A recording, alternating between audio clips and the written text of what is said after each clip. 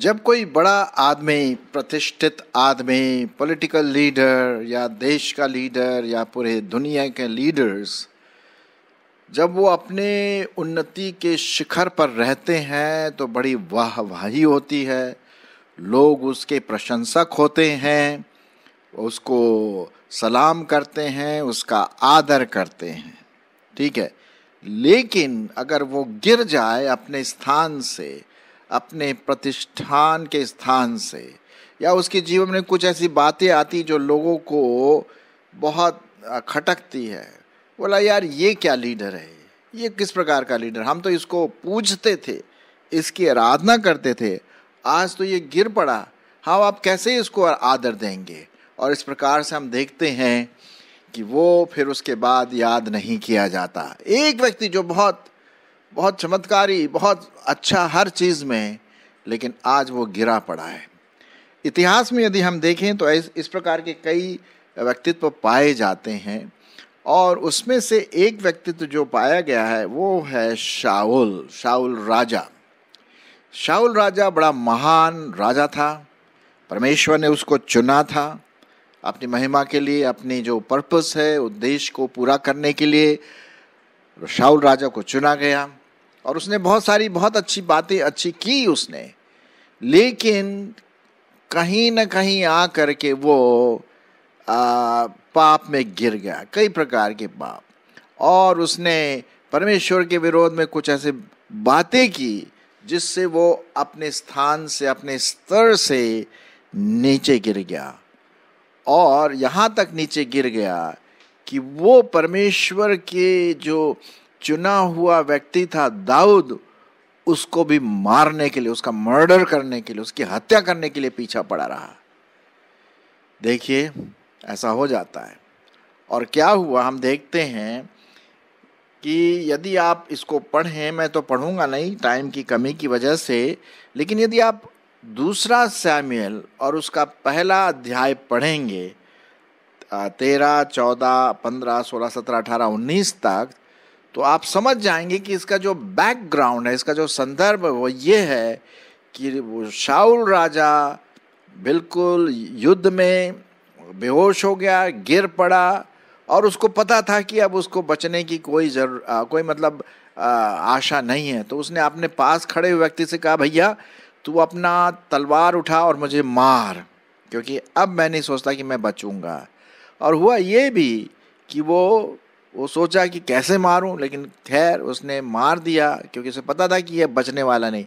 और इसने जा करके, ये व्यक्ति ने जा करके दाऊद को ये समाचार दिया, और दाऊद ने जब सुना तो वो तो बहुत ही घबरा गया, और उसने अपने कपड़े फाड़े। मतलब वो बहुत आदर करता था शाऊल का। हाँ, वो उसका दुश्मन था, शाऊल दाऊद का दुश्मन तो था, लेकिन वो उसका आदर करता था क्योंकि वो परमेश्वर का अभिषिक्त भक्त था। तब दाऊद ने अपने कपड़े पकड़कर फाड़े, और जितने पुरुष उसके साथ थे सब ने वैसा ही किया, और वे रोने विलाप करने लगे, छाती पीटने लगे, क्योंकि शाऊल मारा गया। फिर जो सुसमाचार तो नहीं, जो दुख का समाचार लाया कि तू कहाँ का, मैं तो परदेशी का बेटा अमालेकी हूँ। दाऊद ने उससे कहा, यहोवा के अभिषिक्त को नाश करने के लिए हाथ बढ़ाने से क्यों नहीं डरा। तब उसने पास के खड़े एक जवान से बोला, इसको मार। और तब दाऊद ये कहता है जो मैं अभी आपके सामने लाने वाला हूँ, और वो है दूसरा शमूएल उसका पहला अध्याय और 19 पद। वो ये है, हे इज़राइल, तेरा शिरोमणि तेरे ऊंचे स्थान पर मारा गया। हाय शूरवीर कैसे गिर पड़े। शूरवीर मतलब शाऊल कैसे गिर पड़ा, परमेश्वर का जन, महान राजा कैसे गिर पड़ा। और वो बहुत उसके लिए विलाप किया। जी हाँ, ये तो बड़े दुख की बात है, इसमें कोई शक की बात नहीं कि इसमें ये दुख की बात है। और यही बात हम देखते हैं दूसरा शमूएल उसका पहला अध्याय 25 और 27 में भी। आप इसको बाद में पढ़ सकते हैं। लेकिन होशियार कहीं गिर न जाना, होशियार कहीं गिर न जाना। आज मेरा यही विषय है कि कुछ लोग जब अपने आप को बहुत समझते हैं कि अब मैं बिल्कुल ठीक हूँ, मजबूत हूँ हर बात में, मानसिक रूप से, शारीरिक रूप से, पैसों की वजह से, आत्मिक रूप से, होशियार कहीं गिर न जाना। और जब, जैसे कि आप देख रहे हैं इस स्लाइड में, पिक्चर में, जैसा कि आप इस पिक्चर में देख रहे हैं कि एक मूर्ति गिराई गई है एक रस्सी के द्वारा, एक रस्सी के द्वारा गिरा दिया, और भी दूसरे लोग गिर गए। बड़े महान थे अपने टाइम में, बड़े बहुत प्रचलित थे, इनका नाम बहुत प्रचलित था और लोग इनको चाहते, लेकिन अब वो सिर्फ गिर पड़े, कोई उनको पूछने वाला नहीं, और भी मूर्तियां गिराई जा रही हैं। तो इसका मतलब ये है, यहाँ पर लिखा हुआ है, जब मजबूत और अच्छे विश्वासी पाप में गिर जाते हैं तो क्या होता है। हम जिसको पास्टर सोचते थे, जिसको हम लीडर सोचते थे, जिसको हम डीकन सोचते थे, जिनको हम प्रिंसिपल सोचते थे, जिनको हम डायरेक्टर सोचते थे, या कोई ऐसा व्यक्ति जो बहुत धनवान व्यक्ति है, बहुत प्रभु में बढ़ा हुआ है, जब वो पाप में गिरता है तो बहुत शर्मनाक वाली बात आ जाती है। जी हाँ, और यही बात जो लिख रहा है दाऊद कि वो व्यक्ति जो शूरवीर था, शाऊल, हाय हाय कैसे गिर पड़े। परमेश्वर भी कभी कभी ये बात शायद सोचता होगा, ये व्यक्ति जो मुझको इतना प्यार करता था, इतना प्यार करती थी, इसने अपना जीवन प्रभु को दिया, एक आत्मिक जीवन बिताता था, ये पाप में कैसे गिरा। जी हाँ, जब मजबूत और अच्छे विश्वासी पाप में गिर जाते हैं तो बहुतों के लिए शर्मनाक और एम्बैरेसमेंट की बात आ जाती है। लोग उसके मैसेज को सुन करके वाह वाह बोलते थे, लेकिन आज उसके नाम भी नहीं लेना मांगते हैं। हाँ, ये है, ऐसा है। कुछ पदों को मैं आपके लिए पढ़ूंगा, और लेमेंटेशन उसका 5 अध्याय 16 पद, लेमेंटेशन या विलाप की जिसे हम कहते हैं, उसका 5 अध्याय और 16 पद। यहां पर इस प्रकार से लिखा हुआ है, हमारे सिर पर का मुकुट गिर पड़ा, हमारा विश्वासी भाई या बहन गिर पड़ी, हम पर हाय क्योंकि हमने पाप किया। इस कारण हमारा हृदय क्या हो गया, निर्बल हो गया, और इन्हीं बातों से हमारी आंखें धुंधली पड़ गई। कहीं आपका जीवन या मेरा जीवन ऐसा तो नहीं है कि हम नीचे गिराए गए। पहले हम बहुत ऊंचे थे, लोग हमारी ओर देखते थे, हमारी किताबें, हमारी पुस्तकें, हमारे मैसेज सुनने के लिए तैयार रहते थे। आज वो नीचे गिरे पड़े और कोई उनको पूछने वाला नहीं। ये बहुत दुख की बात है, बहुत दुख की बात है। हम देखते हैं दाऊद के साथ भी ऐसा ही हुआ। दाऊद जो ये बात कहता है कि कैसे वो महान व्यक्ति गिर पड़ा, दाऊद खुद गिर पड़ा जब उसने बैतशेबा के साथ अनैतिक संबंध रखा और उसने अपनी शरीर की लालसा को पूरी करने के लिए उसके साथ संबंध रखा, उसके पति को मरवा डाला, झूठ बोला। एक दाऊद जो परमेश्वर का जन, परमेश्वर की आंख की पुतली, परमेश्वर के इतने समीप, जिसने कई भजन संहिता लिखे, वो पाप में गिर गया। कहीं हम छुपे हुए सीक्रेटली पाप में कहीं डूबे तो नहीं है। दूसरों के सामने शायद हम बहुत मजबूत दिखते हैं, बहुत अच्छे विश्वासी दिखते हैं, लेकिन पाप का घड़ा जब फूटता है तो ये सब के सामने आ जाता है। शरीर की अभिलाषा, घमंड।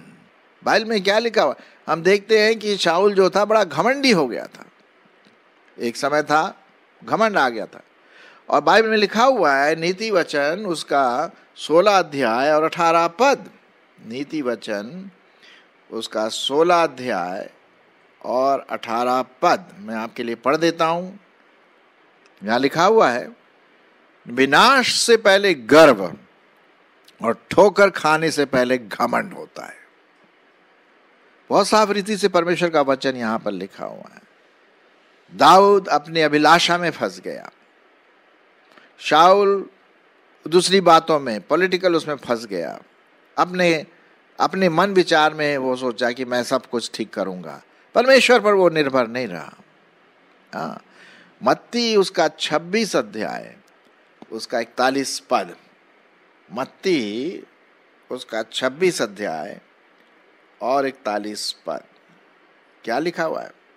प्रभु यीशु मसीह ने कहा अपने डिसाइपल से, अपने चेलों से ये बात कही कि भाई तुम सब लोग थोड़ा होशियार रहो कहीं गिर न जाओ।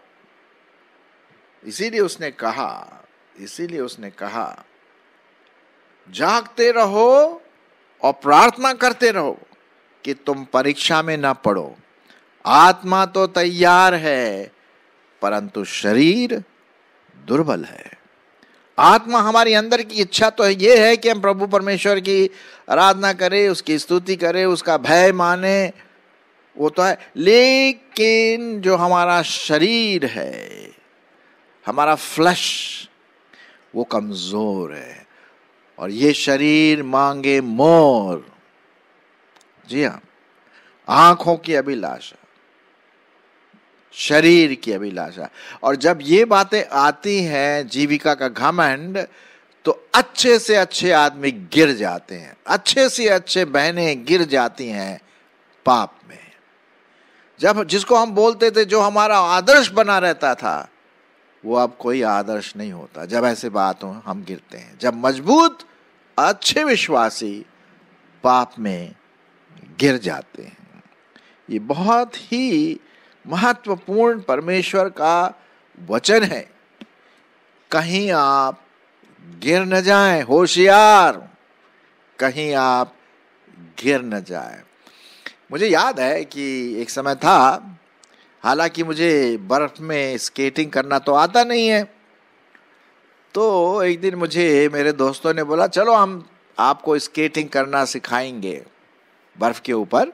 आप जानते होंगे स्केटिंग मतलब एक प्रकार का, विशेष प्रकार का जूता पहनते हैं, नीचे ब्लेड होता है लोहे का, और बर्फ के ऊपर मतलब फिसलते हुए, कंट्रोल करते हुए, नियंत्रित होते हुए हम इधर उधर जा सकते हैं। हॉकी, आइस हॉकी भी लोग खेलते हैं, आपने देखा होगा टीवी में। चलो मैं गया उनके साथ और उन्होंने कहा हम आपको पकड़े रहेंगे, आप घबराइए नहीं। अरे साहब, जब मैंने वो जूते पहने, पहले तो जूते पहन के वो जो ब्लेड नीचे लगी रहती ना, तो उसके साथ तो मैं चल भी नहीं पाया। खैर वो मुझे ले गए आइस रिंक में, या जहाँ पर बर्फ होता है, हार्ड बर्फ, कड़ा पक्का। और जब मैं उसमें खड़ा हुआ आइस के ऊपर, बर्फ के ऊपर, अरे साहब, दाएं गिरे तो बाएं, बाएं गिरे तो सामने, सामने गिरे तो पीछे, और ये बेचारे हमारे दोस्त पकड़े रहे, घबराओ नहीं, ये पकड़े। अरे साहब चलो आगे बढ़ो। अरे मैं तो कहाँ, मैं तो बिल्कुल जानता भी नहीं है सब गेम। और आगे जब मैं चला, धड़ाम से मैं गिर गया, क्योंकि उन्हें पता नहीं था कि शायद मैं कंट्रोल नहीं कर पाऊंगा या कर पाऊंगा, जो भी है। मैं धड़ाम से बर्फ के ऊपर गिरा। मैंने बोला भैया मेरे से नहीं होने का, नहीं, मेरे से नहीं होने का। होशियार रहिए। हमारे जो लीडर्स हैं, अगुए हैं, बड़े बड़े पोस्ट में बने रहते हैं, आप कहीं या मैं कहीं गिर न जाऊं पाप में। और जब ऐसा होता है ना, तो बहुत लोगों को हम दुख करते हैं, दुख पहुंचाते। परमेश्वर को तो दुख पहुंचाते, उसमें कोई शक की बात नहीं। लेकिन जो लोग हमारे मैसेज को सुनते थे, हमें काउंसलिंग के बारे में सोचते थे, काउंसलिंग के लिए आते थे, जब वो देखते हैं कि हम पाप में गिर गए हैं, तो क्या वो आएंगे आपके पास? नहीं आएंगे। अरे साहब, वो अपने आप को नहीं संभाल पा रही, तो हमें क्या काउंसलिंग करेंगे वो?